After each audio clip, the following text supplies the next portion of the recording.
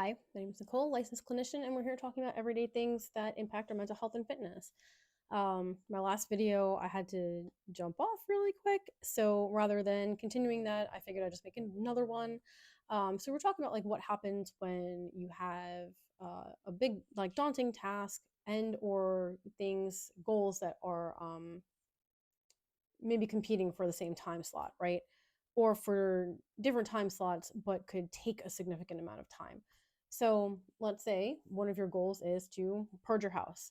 And another goal is to, like so many New Year's resolutioners, get in better shape, right? Lose some weight or gain some strength, all of the above, whatever it is. Um, and so let's say you're you want to do these things 6, 7 days a week. Please don't work out 7 days a week, please. Your body needs a rest, your brain needs a rest. But anyway, so what you could do is start by driving a little bit of a wedge of time into your schedule. So let's say you have to like go to the gym and work out. You're probably not going to be like, oh, like I'm going to give myself 5 minutes to do that, right? But maybe you can start with like an at-home workout, or if you have a garage gym, you can start with like, okay, you know what? Like I'll go in there for 5, 10 minutes. Also, since you're just starting out again or whatever, you might want to start slow anyway. So limiting yourself by time would be a really great idea, right? So you don't get injured and you can continue to be consistent. So let's say you do 5, 10 minutes, let's say 10 minutes of that.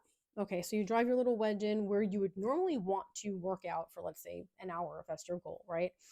Um, and let's pretend that that's going to be like 9 o'clock in the morning. So 9 o'clock in the morning, you go in, you work out for 10 minutes. You probably feel like a little bit like a fool. Maybe you start feeling sore in the next couple of days. I don't know. But then also like you really want to like purge your house, right? And like you're really struggling to find time because you have work, you have life at home, pets, kids, spouse, partner, whatever, or just other interests and hobbies. But you also want to get this done. So maybe what happens is set yourself a timer for another 5 or 10 minutes right before dinner time. Let's say, like, hey, you know what? Like, I'm going to be in the kitchen. I'm going to be making dinner. Um, Let me give myself an extra, like, get in there like a 10 minutes beforehand. Give myself that 10 minutes to just go and like purge a junk drawer. Right? We all have one of those in our kitchen. Maybe I have three. Um, So again, you kind of do the same technique that we did for my bookshelf back here, or that we talked about. I didn't actually do it clearly. Get everything out of the junk drawer, throw it into a box, and then maybe within that 10-minute frame, if you want to do it for 10 minutes, you just do what you can in 10 minutes. So, you know, whatever we have like probably like 7,000 chargers in my junk drawer. So maybe just get all those together. Hey, you like this classification, like C um, USB C, micro USB, whatever else we have in there, and put a rubber band around that, or put them in a Ziploc bag or something along those lines. Um, so in that way, then you can just kind of break it down. And then the following week, maybe you can do 15 minutes of a workout, and then maybe you can do 15 minutes of cleaning or purging or organizing or whatever the case may be. And so this way, they're not competing for priority, they're not competing for time. And this way, they're also not competing with other things in your life that could be a priority and that can take up time. So I think having this flexible mindset of like, yes, I want to be able to do this within this next year or within this next 6 months or whatever the case may be.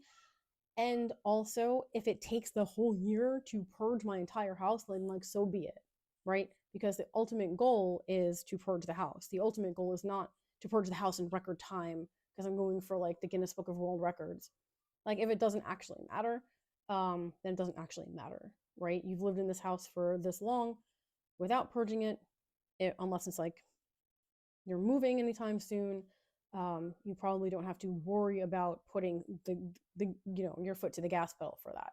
So that kind of all falls underneath that R in the SMART goals, right? So we have SMART. R is for relevant, um, and also realistic.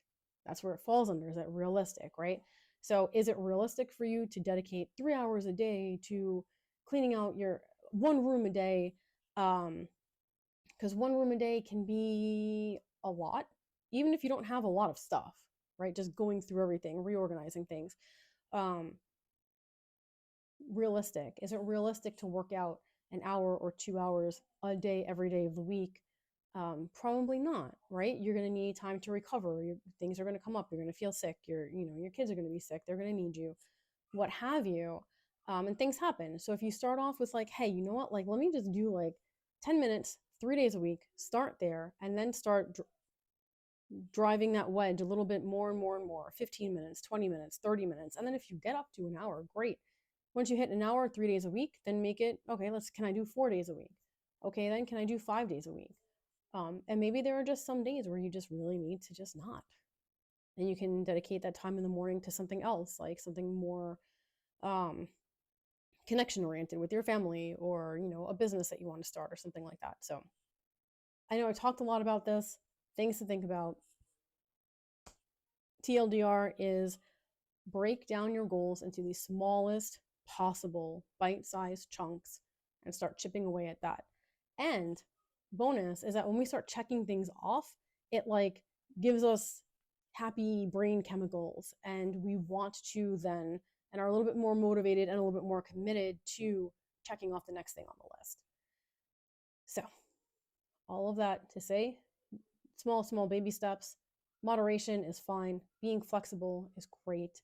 And being realistic is the absolute crux.